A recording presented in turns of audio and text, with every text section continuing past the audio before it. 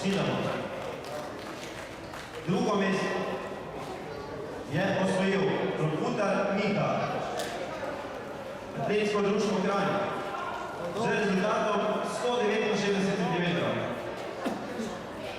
In prvo mesto z novim državnim rekordom je osvojil Jeršin Tomasini sam. Čestitamo iz tega kluba.